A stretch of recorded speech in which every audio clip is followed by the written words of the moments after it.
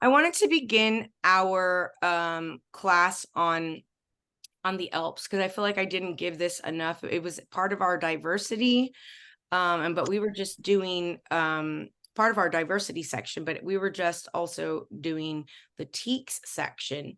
And as you saw, it was written in several different content area TEXES. But not only that, it is all of our jobs within creating lessons for our content in order to be compliant with the law as it is written today. Thanks be to the powers that be. You must also have a targeted, focused ELPS standard, a language objective, not just the learning objective, but the language objective that goes with it as well.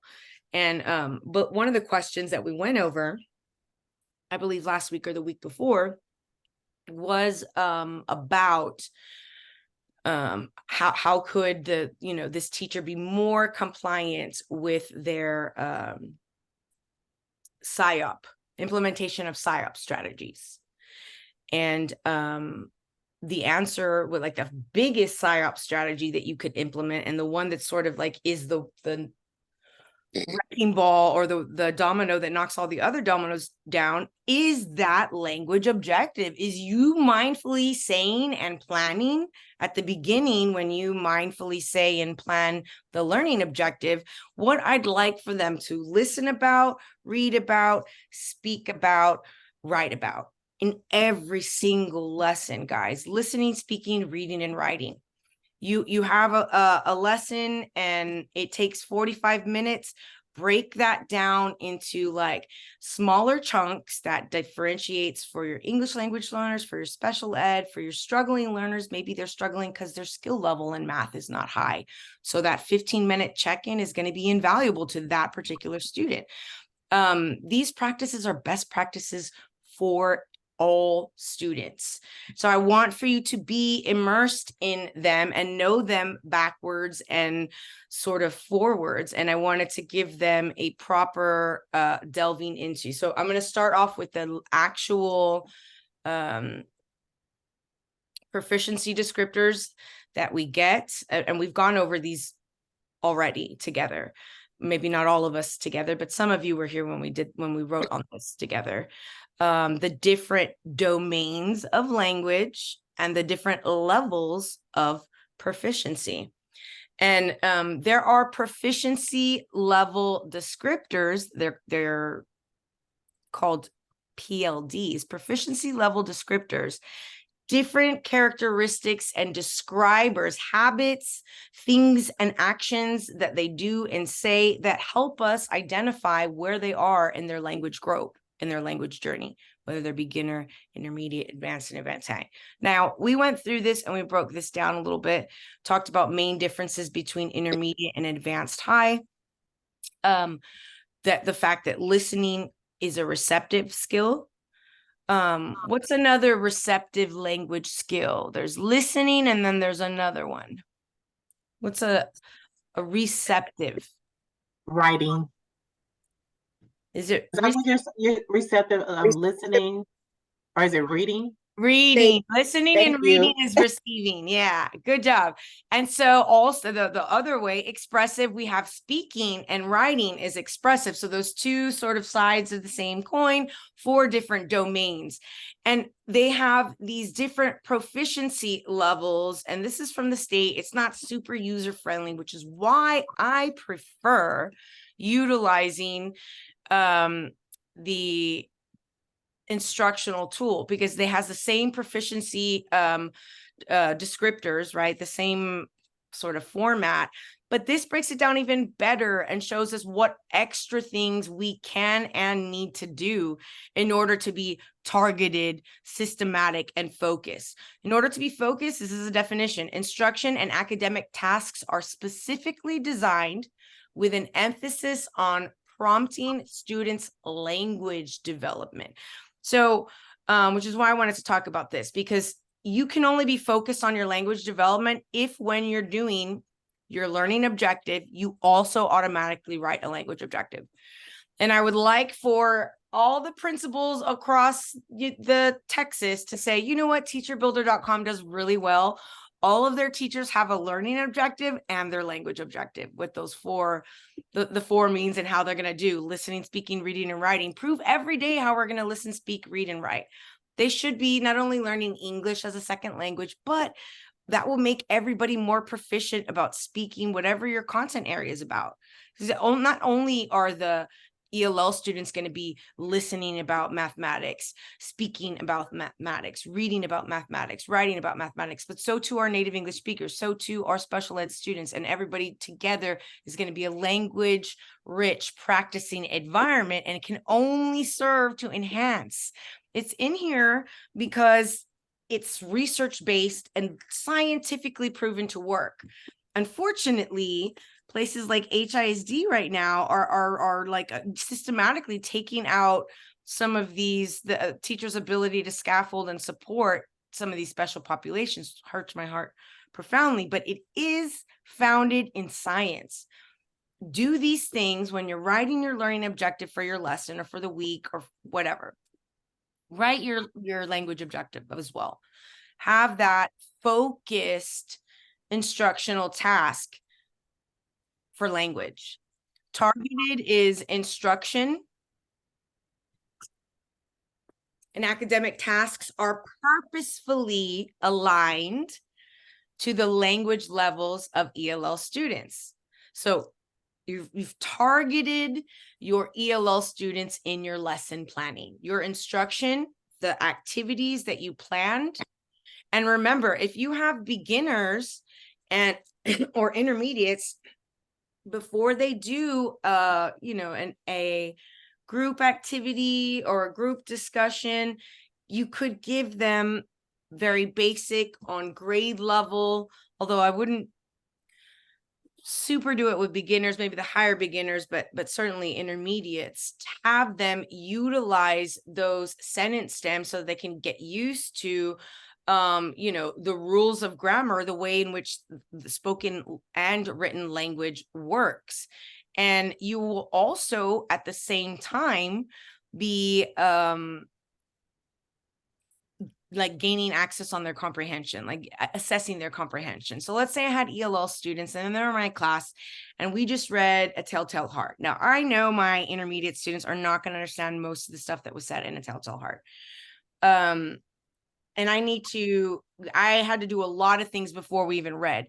I'm going to direct instruct. I'm going to do all of these different things to make sure that they gain comprehension. I'm going to make sure that I chunk the text, that I have different stopping points, that I have poignant questions that are written down on a piece of paper for them already to respond to, and then think, pair, share, and then we'll talk about, and then we move on to the next part so that I know they fully understand that little chunk, and they listened and they spoke and they read and all about it, and then we move on to the next chunk. And that's just the way I have to do it in order for them to get that understanding. But afterwards, to assess, I can't say like, write a summary, guys, of what happened for my intermediate students. They're not going to be able to be 100% successful in the language task of doing the summary, but also having the language to say what they really understood, because they might have understood more than they can say back to me, right? Their listening skills might be higher than their speaking skills. So I can utilize a sheet that has type of a summary, and they have to put in the correct words so that so they'll be doing two things. One, they're practicing with the sentence stems, using language, you're using a linguistic scaffold to play with the language. At the same time, I'm also checking for understanding on a content specific academic task, building the language, access to language, while also assessing their understanding. Remember, you don't have to assess them in the same, ways that you would your students. You need to accommodate where they are in proficiency. If not, you're setting them up for failure. 7, systematic. It refers to instruction and academic tasks that are carefully planned and consistently implemented to address the progression of skills necessary to support accelerated learning, that acquisition of language. So instruction and academic tasks that are carefully planned and consistently implemented to address the progression. I mean, we're focusing and we're tracking and paying attention to, where did it go?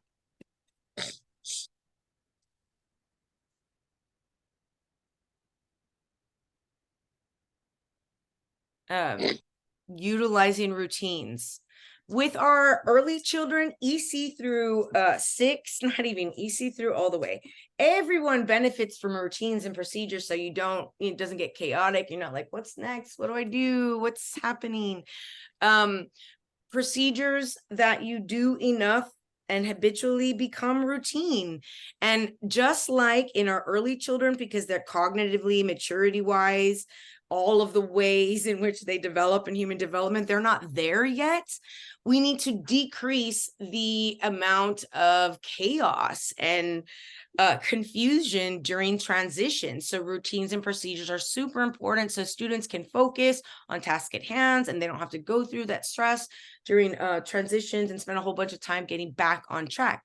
Same principle, only like kind of a little bit worse, because it's already a very, very, very stressful task to be learning another language while simultaneously being like quizzed and learning academic specific stuff in that very language that you're trying to acquire.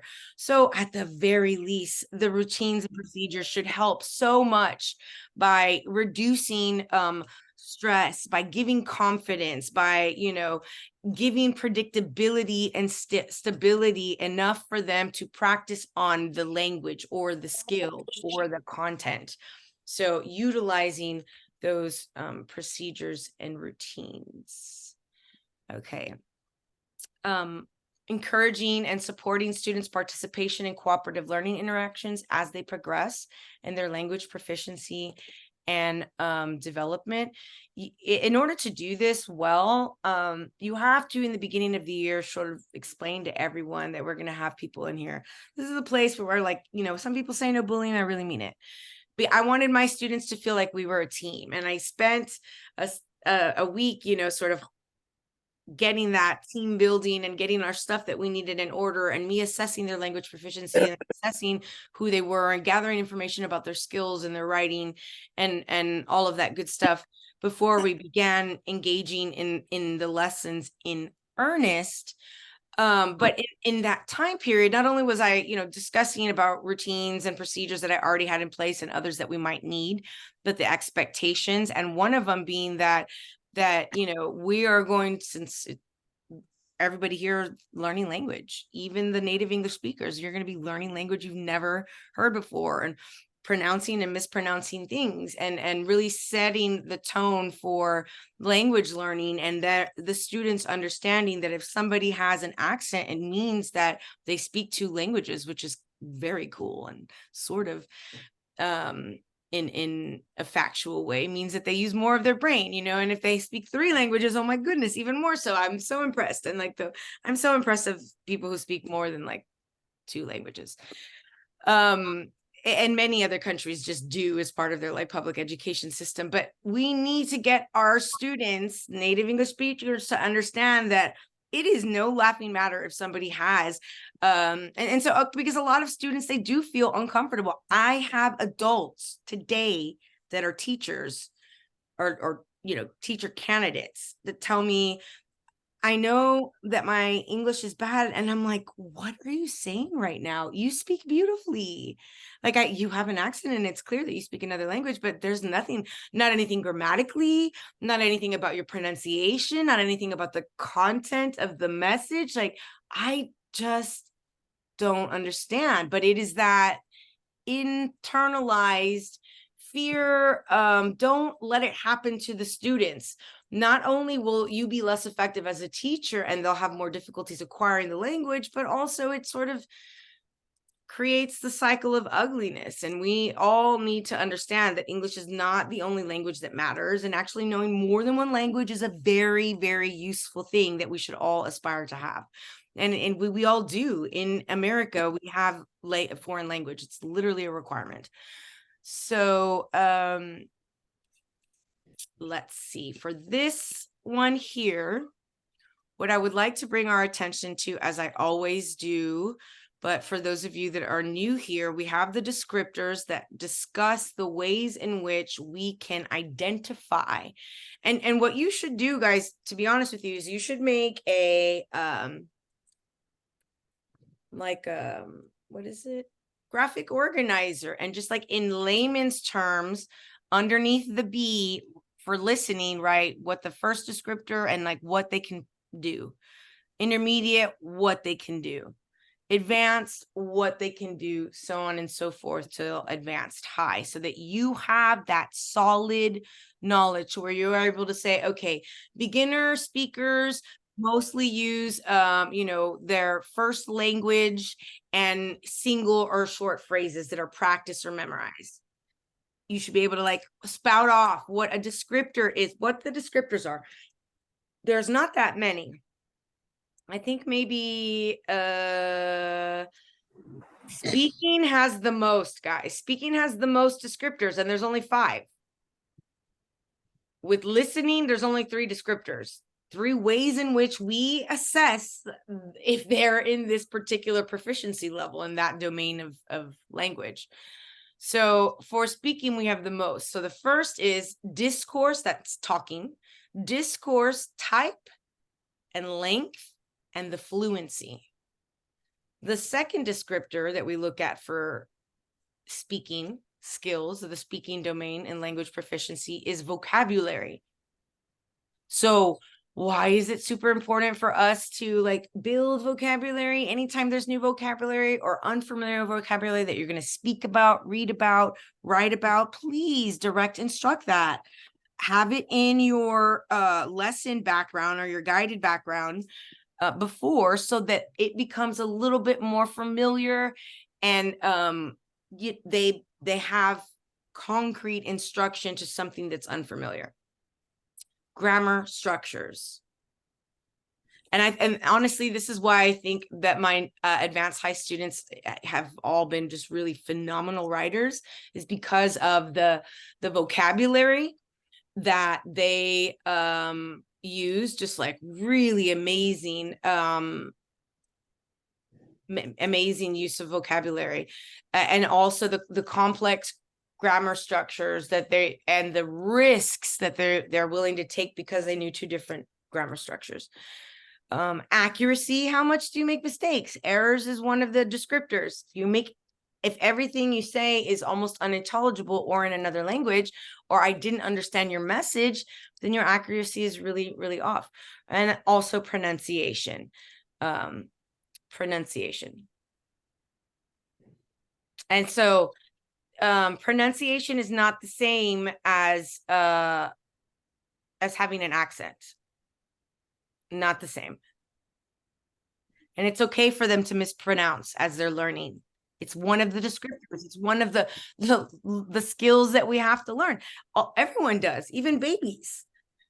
Of some babies who are native English speakers say, how dare they say biscotti? What do you mean biscotti? That's not how you say it. You've been in America all your life and you're saying biscotti. It's because they're hearing whoever it is in their house. It says spaghetti, says it so fast that to them it sounds like biscotti. And that's why they say it like that, because they don't read yet and they can't read lips, and it's just what they're listening to, which is why one of the strategies when we're trying to build speaking skills is making sure that we use careful pronunciation with our students, and that we slow our speech, not to something that would make them feel like ridiculous, but to know where the individual words are, and to be able to accurately hear the phonemes, the speech sounds that are being said. Remember, not all languages use the same phonemes, right? The same alphabet even.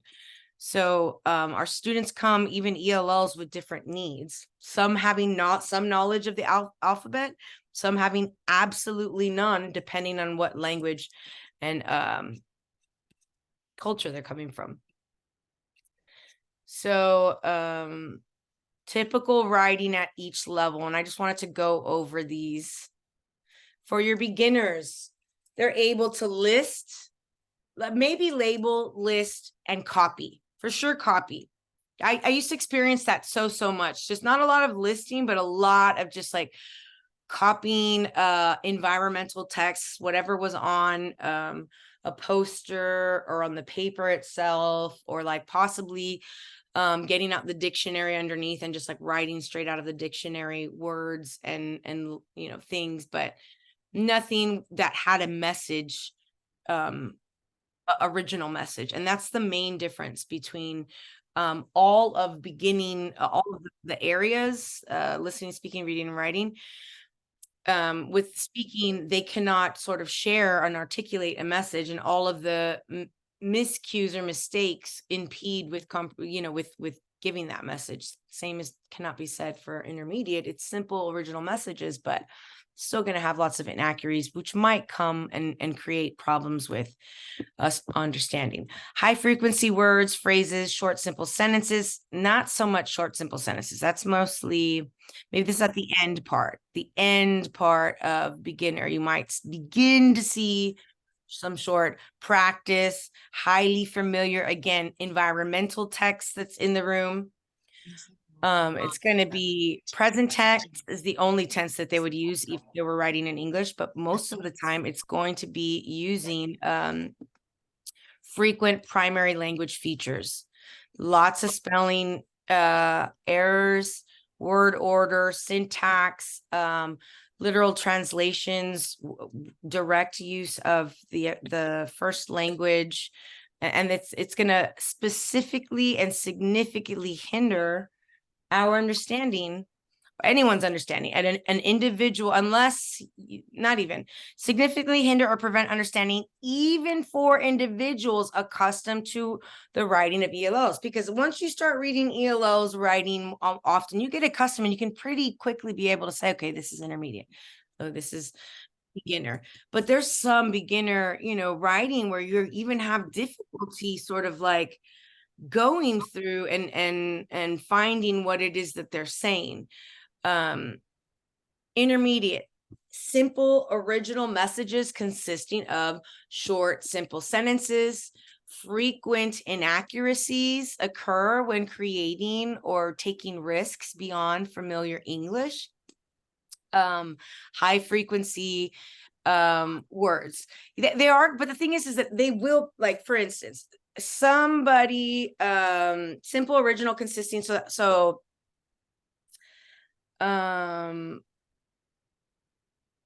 I liked to swimming always. I liked to swimming always. So you know what I'm saying, but that has a lot of syntactical / verb usage errors, but you get what I'm saying. That might occur with an intermediate when speaking about something that is not practiced or not used to being talked about. If anything is going to not be practiced, direct instruction, and all of those scaffolds that we would use, that's when they would have the most difficulty with it. High frequency vocabulary, academic writing often has an oral tone to it, just like what they would say, very like short, brief, what they can say short and briefly. Loosely connected text with limited use of cohesive devices or repetitive use, which may cause gaps in meaning. So there's going to be a lot of repetition because the writing, and this is a very big difference between intermediate writing and advanced. So write this down if you're writing. Details, guys. They lack the language with which to say the details of what happened. Like, I can tell you, I fell off the bike, but if I try to get into the nitty gritty and tell you I got pieces of rock in my leg, I had to go to the hospital and take it off, and now I have to like clean off the dead skin, like that is all lost. I probably just got to, I fell off my bike and that was the end of it. And then I might go and repeat the same things. I fell off my bike, it really hurt, but there's much more to be said in the thing. They don't have the language with which to say it. And so their writing sounds a very like short, choppy, dry, in like lacking of substance or voice. Present tense used most accurately. Present tense is going to be the one used only. And if they try to use a different tense, it's going to be incorrect. So they have difficulties utilizing present tense and future tense. And it's one of the reasons why we often, especially language teachers, when we want to test where you're at in your proficiency in writing, for our ELL students, we're going to give them a writing test that's a narrative that asks them to write, about something in the past or in the future. And that's going to be telling as to their progress, because they're advanced once they have, solidified the understanding of present, past, and future tenses, and have the ability to discuss emerging details for their ideas and scenarios with like specificity and clarity. Do we have any questions right now? I feel like I'm always harping on you guys about like stopping to check for understanding, and I don't do it enough. So we're going to stop real quickly. And I'd like to sort of, how are we doing on sort of looking at, would it help you? And we've done it before, we just haven't done it in a while, to look at student ELO writing to see if you can identify what is indicative. Yes, I was just about to ask that. Like, I have to see examples because, like, on the actual exam, when they ask that question, they do, show an example of the speaking aspect of it, and it confuses me. Like the intermediate and the advanced, or the beginning and intermediate. Those, Right. it's just confusing because the beginner, they may be able to speak, or it may be backwards, but then how do you differentiate that from the intermediate? You know what I mean? Right. So it's going to be original. That's the big deal, is that they can do original messages consisting, and this is going to be practice, highly familiar, like no originality. This didn't come from you. This came something that's practiced. Like, and like, for instance, like a beginner student might say, Miss, I too use restroom, right? He's still a beginner and doesn't have the ability to say, Miss, I might throw up, or I feel sick. But that word, those words, Miss, can I use the restroom? Miss, can I use the restroom? Like, gets said so frequently that language they can say in English, but that doesn't mean they're intermediate. That just means they have some sort of like situational language, high frequency stuff that is available to them to navigate, but we're really trying to build up on social language and other academic language to get them to where they can articulate a short, simple sentence, or have engage in a organic conversation where they're able to discuss. I didn't practice for this, but I can keep it up, but in a short and simple way. I can't go into super detail. I'm not going to tell you about how I went to the hospital. I'll tell you about how I fell off my bike. I hurt myself. That's about the extent of it. But yeah, we certainly will. Anybody else have any questions between beginner and intermediate? We haven't finished reading that. So repetition of ideas due again to lack of vocabulary and the inability to go into specificity for details. They have things they want to say, they just don't know how to say them. That's really frustrating.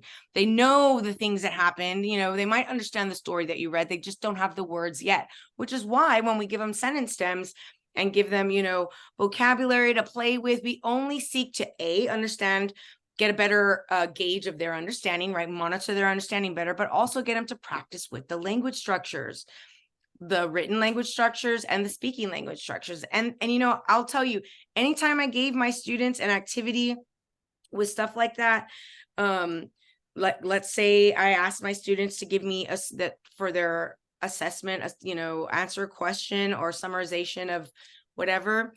My ELOs, obviously, we're not going to have to do the summarization. I might give them their particular, remember, you can make things for individual needs. And I would, because I would have a whole bunch of students in different classes that would have that individual need. So I make that like what would be an appropriate summary and a word bank. And now I'm trying to get to see if they understood what we read, utilizing all of the scaffolds that I used for instruction and implementation of, effective instruction. And I also have to scaffold their assessments, like help their assessments. I give them the writing structure already, the word bank, and have them. And so I'm checking for accuracy not just with their learning language, but also with that content specific stuff. But after that, I would say, okay, guys, you know, turn to your partner and read to them what you have as your summary. So I might have a native English speaker turn to an ELL student that has, you know, STEM and STEMs and they're intermediate. It doesn't matter. They're going to read their little paragraph, and it might be that they put in some of the things in the wrong place. They're going to negotiate that information with their think, press, share, and they're also speaking the words. They didn't just write it in practice. They listen, they speak, they read and write every single time we do something in class, so that you're building up their language proficiency at every single turn in every domain of language. Descriptions, explanations, narrations, they lack detail. They have difficulty expressing abstract things they don't have words for, they haven't seen pictures for. So concrete things, building up those ideas with them and the words for them to describe things. Primary language features and errors associated with second language acquisition may be frequent. So primary language, whatever their first language is, there's going to be that, even though they're delving into English much more than they were at the beginning level, they're still, and their brain is going to want to go back to L1, language one, the primary language, and those features that are common in L1 and errors associated with second language acquisition in this area might be frequent. Some writing may be understood only by individuals accustomed to the writing of ELLs. Parts of the writing might be hard to understand even for individuals accustomed to writing for ELLs. Communications for advanced students are usually understood. They're understood by individuals not accustomed. So you don't have to be trained or accustomed to reading ELLs writing to understand like the message, what they're saying, everything. They have the grasp on all basic verb tenses, grammar features, sentence patterns, complex verbs, tenses, grammar features, sentence patterns, emerging grade appropriate, meaning this burgeoning and blooming grade appropriate vocabulary. Academic writing has more of an academic tone. It sounds less like an oral written, like just talking. Uses a variety of common devices that we use in writing, although some redundancy may occur. Narrations, explanations, and descriptions develop in some detail with emerging clarity. Quality and quantity declines when abstract ideas are expressed. Academic demands are high, or low frequency vocabulary is required. So that means that the difference between advanced and advanced high is that an advanced student still has like some difficulties when you go to a totally new topic, and I have very little like experience at all with this vocabulary, or this is abstract, I haven't learned about this and it's hard to think about, and I haven't had these ideas clarified for me. But by and large, and that just really is the same case for even native English speakers, occasional second language acquisition errors. Communications are usually understood by individuals. Like everybody understands their writing. The last one, everything is just the same. Errors do not interfere, nearly comparable. I'm saying comparable, possibly better. So we're going to look at TELPS writing samples.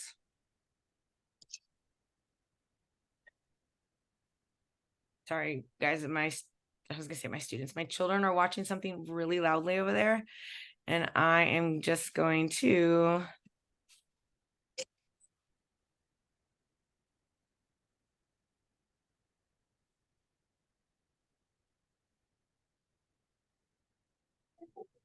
all right, can everybody see this one?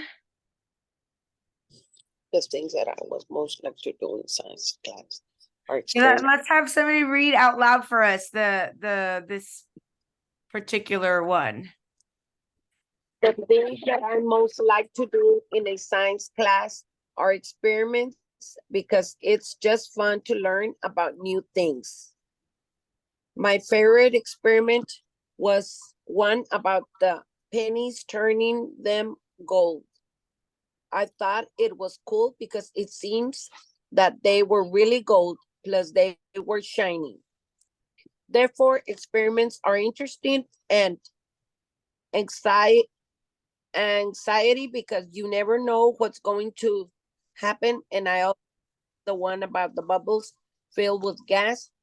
Then you burn them with the matches and you see the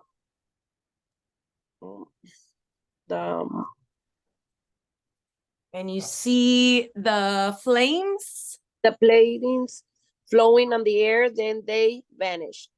The other things I like about a science class is that you learn new things about teaching, about technology, and all that stuff that may help you when you go to college, or maybe one day with all the un what Information. information that you Learn so. about science. Mhm. Okay, so let's stop here. What do we notice just already? We just looked at the TELPA's proficiency descriptors for writing. What can we say? Let's describe this. Let's describe it. How well is the student handling their proficiency of language, their use of language? It's pretty clear, and this student does have the capability of writing words and writing a sentence. Absolutely. Look at the details, guys. I Has also the like the one about bubbles filled with gas. Then you burn them with the matches and you see the flames flowing on the air. Then they vanish. This is like several different things, lots of different uh a lot. details, right? I don't, was Yes. there a lot of repetition in here? Did you see? Did you see a lot of repetition that would say, oh, this is intermediate or?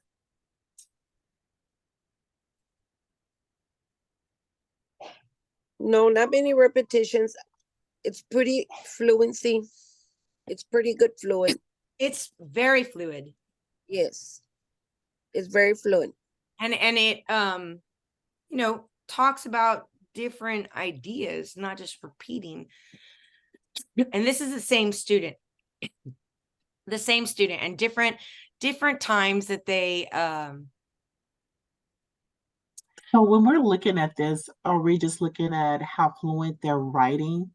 Or are we looking at the spelling and all that as well? a little bit the spelling. Remember, we looked at the descriptors. We're not trying to see even the descriptor for what is an advanced high. Where did it go? Where's my advanced high? Oh, here it is.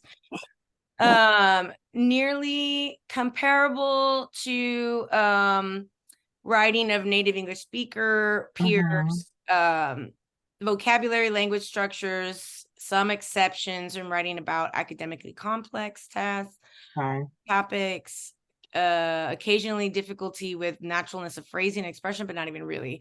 So it doesn't really say a whole bunch about Spelling. What about punctuation? Because the way that they wrote it was really good. It's almost like she's just talking, which is really good. Right. It is almost like she's just kind of it's almost, in my opinion, I think that she is advanced. Okay. But I might be being too hard on her, but because of the things that you said, it has less of an academic feel to it. It needs work for me to feel like this is an academic level of writing, and they're about science, but that's not even how we assess, guys. We only looked at one writing. We have to look at several and see all these different writing tasks and collectively, holistically say, what did they mostly do? Because they might have some problems, in different tasks, but as a whole, where are they? The whole picture. So let's take a look at this other one from the same student. And actually, I think this is from the same student too. What is important to me? I'm going to tell you what is important to me. The most important thing to me is my family, because without them, I wouldn't have the things that I have right now, like a house, car, clothes, and health. They're always there for me whenever I have a problem. They help me and support me in everything I do.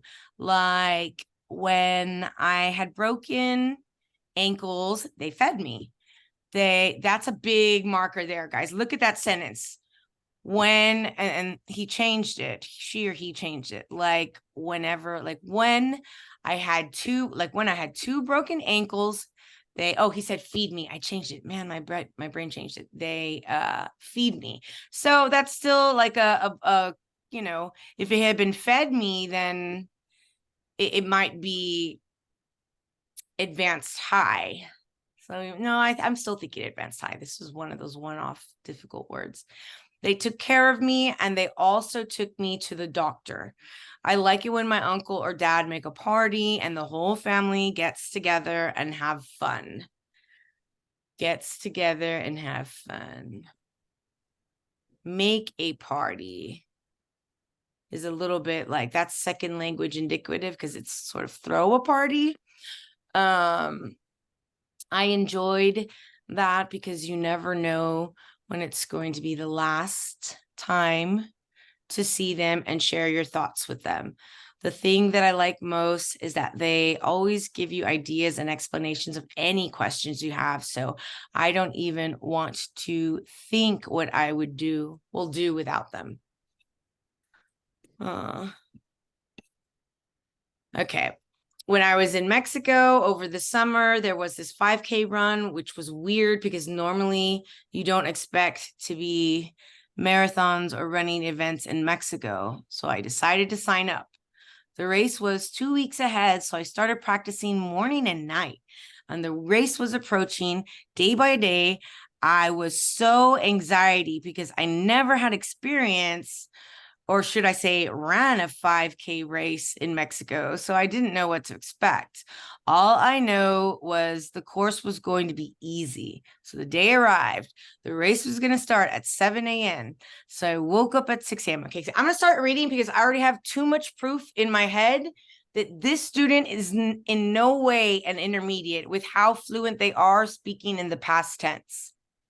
And some of the other details in the science and in the first one about the family members, like the detail, and they do have some common mistakes. So I'm going to say advanced. And we're going to see what the survey says. What does it say? Why doesn't it say?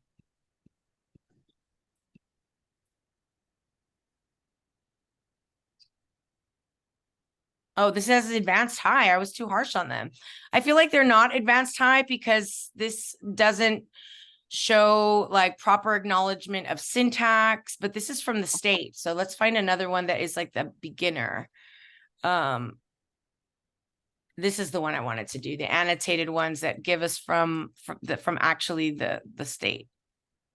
No, that's still it, man. Here it is.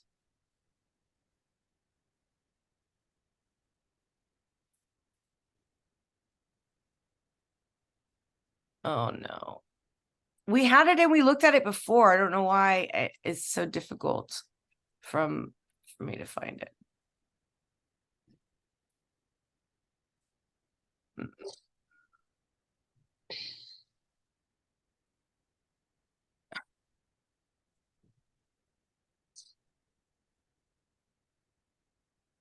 Why is it only this?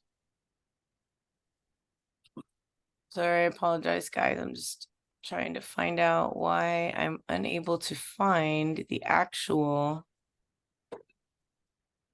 new online writing assessment.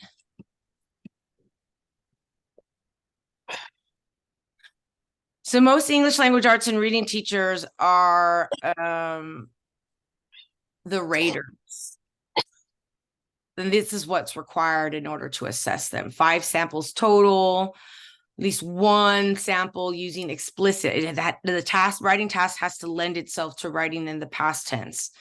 But you also want to get future tense in there too. And then you want them to do at least 2 samples, but you know, we try to do more than that, because the more you have, the better idea of their writing. But getting them to speak on content specific topics, which is why it's so important that in math they're listening, speaking, reading, and writing, because their proficiency in language and movement through this TELPS program, or you know, the second language program, it is based on their proficiency, their ability to listen, speak, read, and write in all of the different content areas, sort of organically. The writing samples, TEA. Rating practice. My goodness, why is it so difficult for me to find them?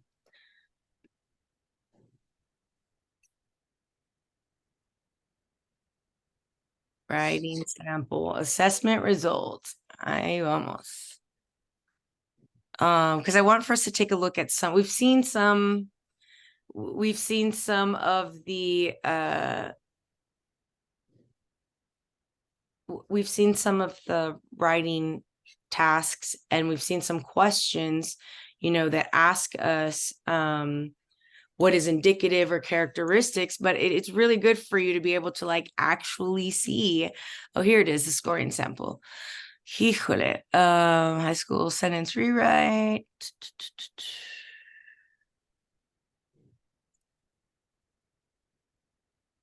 Constructed.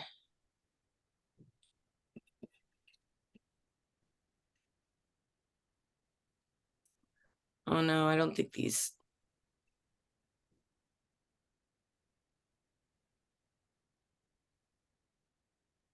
To tell us. Hold on 1 second.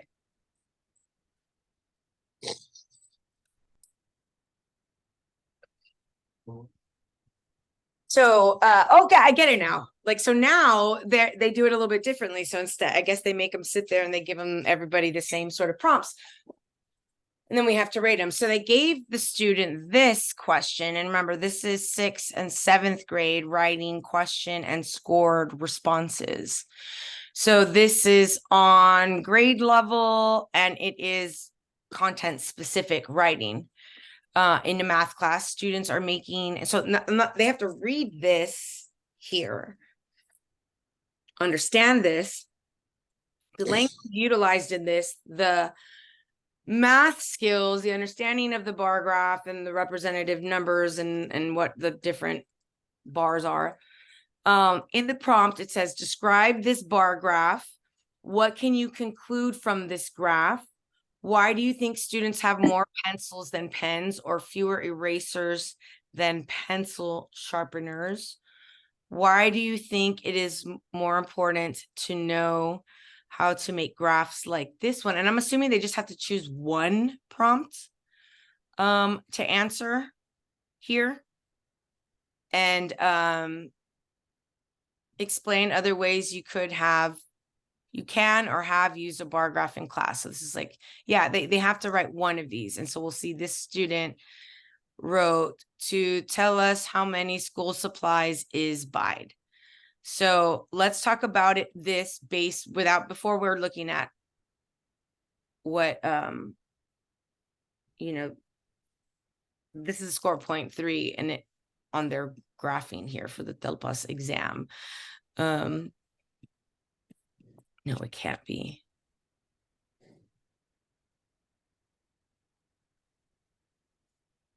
Social language. I mean, oh, vocabulary. It said it was a 1. Sorry, I'm having difficulty understanding. So vocabulary, it was a 1. Usage, it's a 1. And then completeness, it's a 1. So in all of the ways in which they measure vocabulary, usage, and completeness. And this, how would you define this student? What would you measure this student as? The one who, would you say they were beginner or intermediate? Based on the fact that they're answering a math question.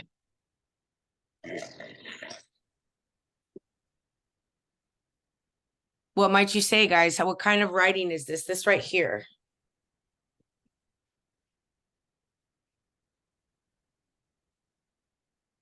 This is how they responded to one of the prompts that was above about the bar graph. Okay. Would it be a beginner example of a beginner student? No. So I believe it intermediate. Absolutely. Guys, intermediate students have difficulty speaking in content specific situations. They don't have like all of the different words to say about it just yet. They have some, and they told us the gist of it, and we understood it, and that is correct. Very low level vocabulary, very low level like completeness. There obviously more could have been said. And the usage, the grammar usage, short, fragmented phrases that demonstrates very little command over the writing task, over the English writing task.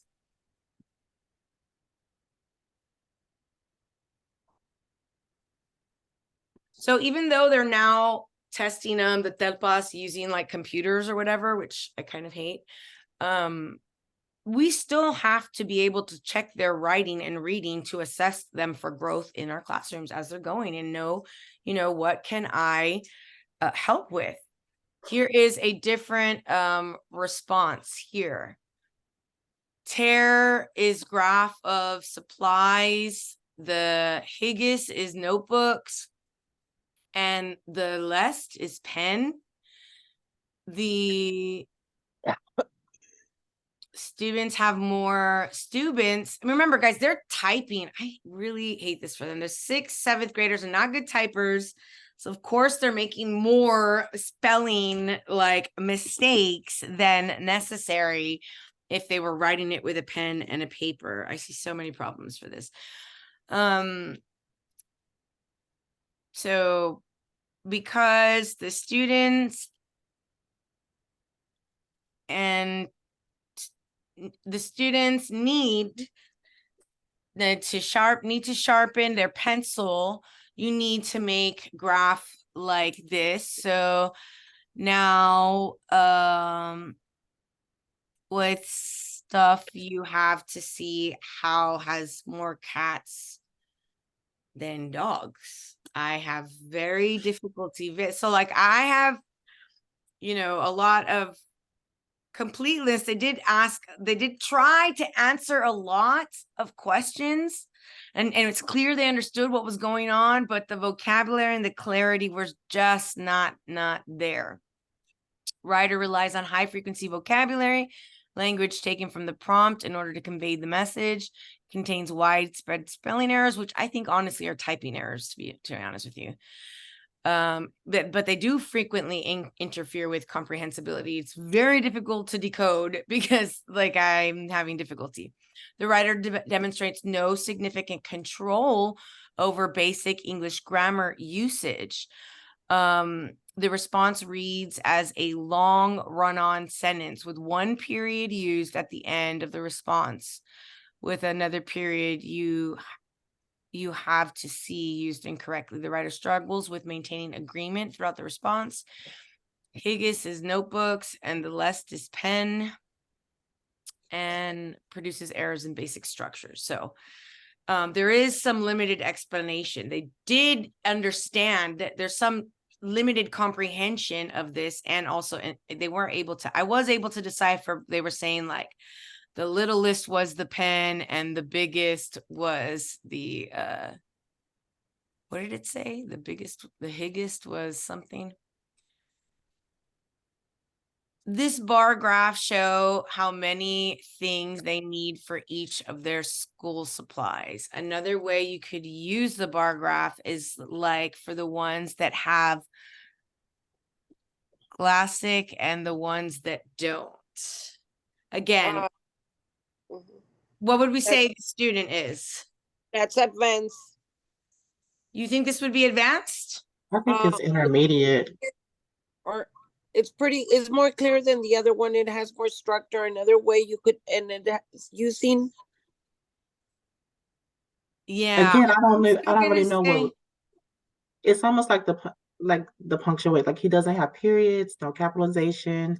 Right. I don't know. I can't tell if he writes this way or if it's harder when you're typing, because you know what I mean. You have to have a formation of how to type. Absolutely, So which is why it's I don't throwing me understand off. why we're doing this on this platform in this way when the students, it's not their major form of like writing, you know. Yeah. Kind of makes me nervous, and that I kind of hate this for them. And I feel like there are more problems in regards to comprehension based on like typing. But we do see errors that are indicative. And now, are there details in this response?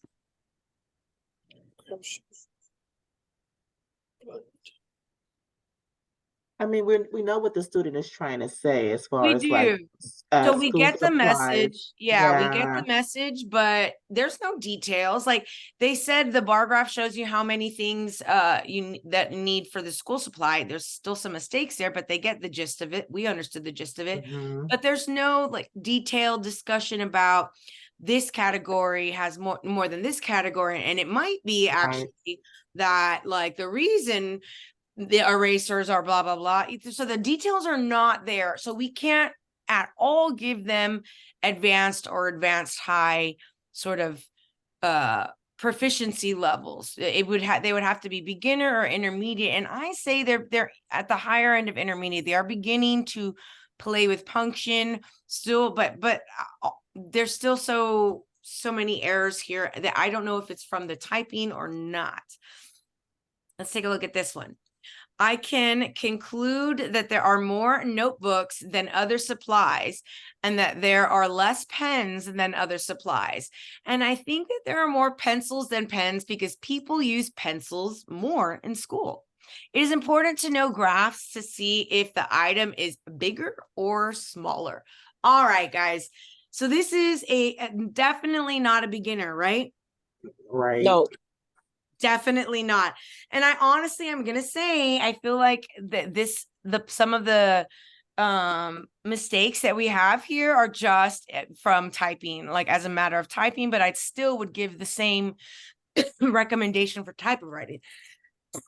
So what do you think, guys? Advanced. Advanced. Certainly at least advanced, right? Yeah. I mean, I can conclude that's a little bit a step above even native English speakers when they're writing about something, a 6th and 7th grader, reflecting on that graph. Take it from someone who has taught 7th grade for decades. So that was not a bad sentence. Are there some grammatical errors still? Yeah. Yes. So I would not give them the advanced high unless I saw the development of writing in all of the areas of language, vocabulary, syntax, you know, and then depth of details. But notice, guys, how much more detail we got in this one than, like, for instance, this one.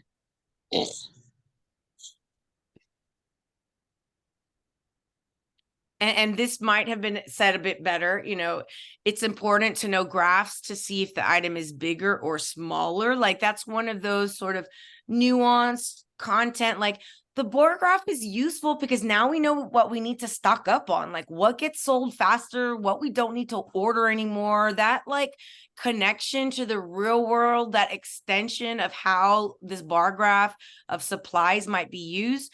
If someone is able to write about it, they are now at advanced high because they're able to talk about not just what we've asked you, but expand on how is this graph useful, and then useful like in the real world type situation. Hopefully they've given us that type. I'm sorry, was someone asking a question? Okay, sorry. All right. We can conclude from this bar graph that the most used school supply used are the notebook. I think that students have more pencils than pens because they use more pencils, and they said that the probably used also more the sharpener more that the eraser. I think that this graph is important because we can see the graph of things that they use more. Like, for example, they use more the ruler more than they use a pen.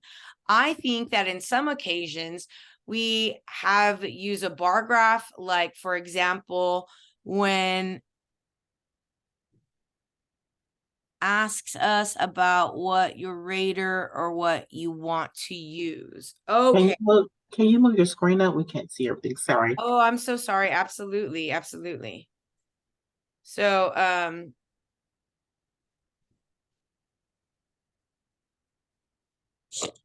what do we think about this one? They give a lot of details, but they're still missing the spelling. But I don't know if it's because of the computer also. Yeah, but then there's also some parts that are literally unintelligible, which like that last one, like I think She may be intermediate.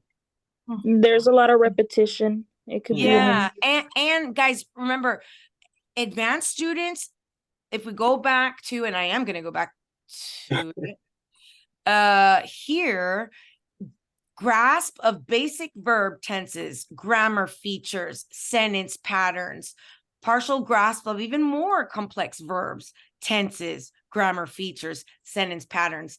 Does this seem like they have a grasp of like even the basic sentence patterns and grammar functions? Because look, it says, for instance, let's take down one sentence. They used more the pencils, and they said that the probably used also more the sharpeners, more that the erasers. I think you guys are right in your assumption. This student is an intermediate student. Yeah, because she's not clear. It's not clear. That's what's Clarity is making me push lacking. more. Absolutely, absolutely. And we have some like verb tense issues. We have some just like common grammatical, basic grammatical stuff that we still need to work on, although we get the point, right? Like it wasn't unintelligible. There was a message. They can conclude from the bar graph. And this might be the sentence that they use all the time. You know, they probably, when they do a think, pair, share, in the beginning, it says, I can conclude from the bar graph, and then they have to plug in their stuff.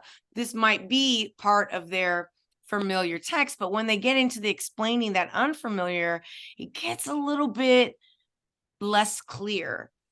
So let's continue looking for, so we have, a 2 on a vocabulary, 2 on the usage, and 3 as far as like completeness is concerned. And this is a score 0.8, so you already know it's going to be kind of good. Let's take a look at it. Miss Ennis, would you like to read this for us? Sure, can you move it up a little bit? There we go. Okay. Absolutely. The bar graph on the left is a bar graph that show how many of each supplies they have. I think they have more pencils than pens because school usually favor pencils more as they can erase, and it's easier to tell what the teacher wrote on student paper as teachers use pen. It's important to know how to make graphs like these as it can help compare the stuff easier than look at each answer from people one paper a time. You can use bar graph to show and compare grades in a class to show how the class is doing. I'm like trying to correct it as I'm reading. I know your brain does that. I know, me too. It's an autocorrect thing, but there's not so many issues here, right? It's, but there are some, because you did have to autocorrect, right? I think they have more pencils than pen, because school usually favor, and that's true, schools do favor pencils. You know, I think at my daughter's elementary, they're not even allowed to write in pen. It's like, it won't be used. Like, you'll have to do it over again. And I get it. I mean, they should have ability to erase. I personally love using pencils. Let's take a look at what they said. They have their 3. The writer employs a variety of grade appropriate language. This sounds like advanced high to me, that is sometimes precise. However, there is still some occasional struggle for more appropriate word choices where the writer resorts to less clear language and stuff. The response contains no notable misspellings that interfere with comprehension, which is good. The response contains frequent errors in agreement, and that's important. That's one of the ones that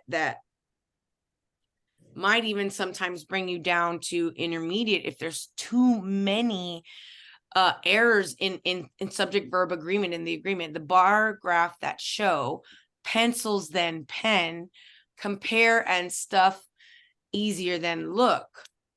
You can use bar graph. How the show doing, how the class doing, and a complete thought. So I would say this is what did you guys say? Advanced, high, or advanced? I'll say advanced. I'd say advanced as well, because we're still going to need linguistic supports. And even advanced students, and it states that if you look in that ELPS document, even our ELL advanced students benefit from guides and models and sort of like essay skeletons if they're going to be doing writing or talking about things that are academic specific and they've never seen before. So like answering a question like this in 7th grade, if they weren't already used to doing these things and talking about these things, they're going to have so much difficulty. So which is why, as much as possible, we have to provide opportunities for them to look at bar graphs, do those activities, but then answer questions like this briefly, talk about it, and then talk about it in a whole group area to build that the understanding of the content knowledge, but then also, more importantly for this particular area, their language proficiency, their understanding of language. And so this one, while seemingly better than all the others and is still has some work to do and some difficulties here, but the completeness was complete, vocabulary was on point, but really the usage and grammar, they struggled. So I would have difficulty giving them an advanced high, because advanced high, you can't, there's like no detectable errors. Which is what I'm trying to get us to at some point before we leave. Guys, we're not going to do questions today, but we're going to do loads of questions on Wednesday, because I do have another class, EC through 6 after this, and I did bilingual before y'all. So I literally been talking since 10 this morning. It's been a very long morning, but let's take a look at this one. And hopefully, this one is at the highest level, but it might not be still. This is a bar graph describing the exact amount of pencils, rulers, pens, sharpeners, erasers, and notebooks. I can conclude more people have notebooks than pencils. I believe people have more pencils than pens, because pens aren't used much unless for checking something. It is important to know how to make graphs like this one to extract important information. I can use a bar graph to determine what everyone's favorite sport is, what's everyone's favorite period, what everyone's favorite period is, and etc. So we see a little bit better, right? Less of the language issues with this one, correct? Right. Usage wise, the writer demonstrates good control over simple English tenses and grammar structures. Generally incorporates that good. So 3 in each of the one. Let's go up. So even this one, guys, was an advanced. This one right here, this is an advanced student, not yet advanced high.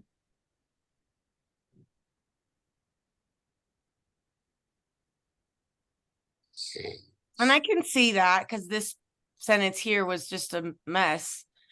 But did you say it was advanced? Yeah. Okay, yeah. I can see that. That one sentence kind of threw it off. Right. I mean, threw my brain off for a little bit, made it kind of.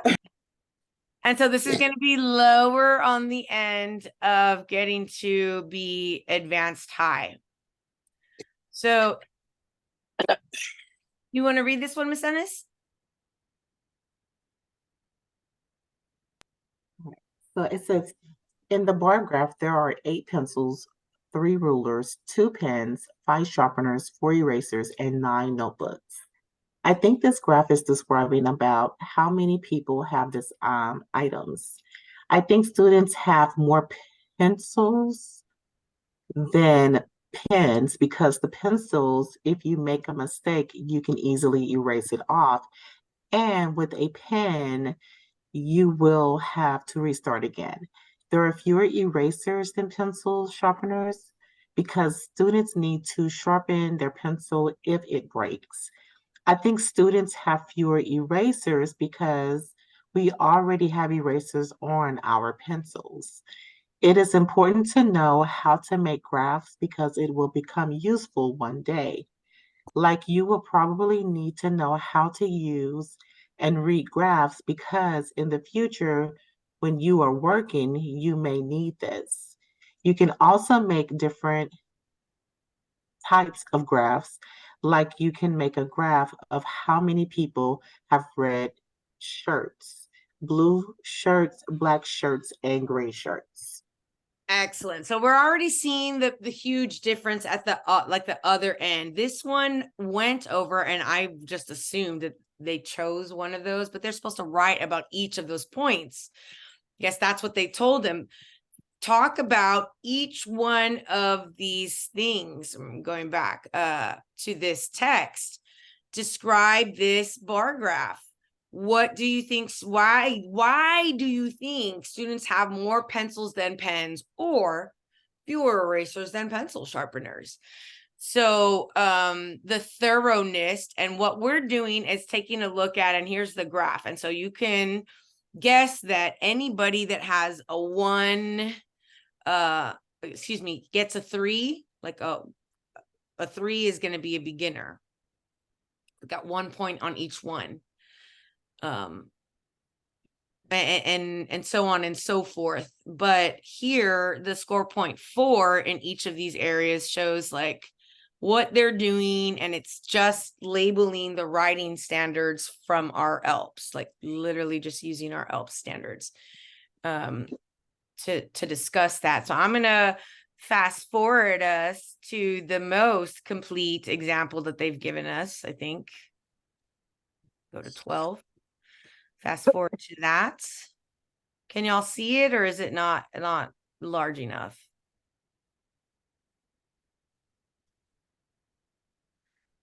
It's large enough.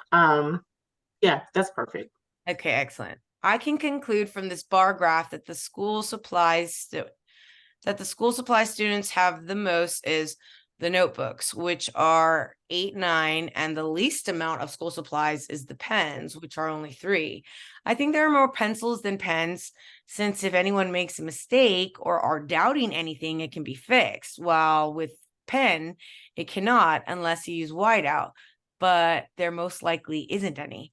There are more sharpeners than erasers, since they probably write a lot, meaning they need sharpeners more and they make less mistakes. But if they do, there's an eraser at the top of the pencil. It is important to make these graphs to know the amount of specific school supply. Another way bar graphs can be used is when they're going to vote or make decisions. In order to make a choice or agree, they'll need to ask the students, and their response will be put into a graph to see which choice has the most votes. Okay, so you guys see from beginning and end, from beginner to advanced high, the level of proficiency. Like, isn't this commiserate with like just native English writing? Can you tell this is an ELL student learning English as a second language? No. No, you can't.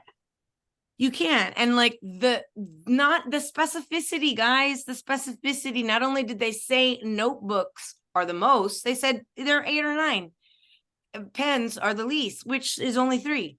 And then went into each of the different points, elaborating, and then did what I said. And I haven't read this document ever, seen it in my life. What I knew would be the largest level of proficiency would be making the connection that this bar graph helps you understand supply and demand within the school. And you can also use it for other reasons as well. Everything that the nuance, the content specific knowledge, the language, everything here is on point, making the student clearly advanced high. And that's where we're going to end today, guys. But we did one that went into such a deep dive of ELLs and what they are able to do, and the highest level, and they get, I mean, it takes them the longest to get to advanced high in their writing than in any of the other domains of language, for obvious reasons. But it's our job every single day to provide opportunities to listen, to speak, to read, to write. Answer choices in the exam that are activities that give the students the opportunity to practice listening, speaking, reading, and writing about content specific or unfamiliar things. Always going to be best case scenario. Providing our students with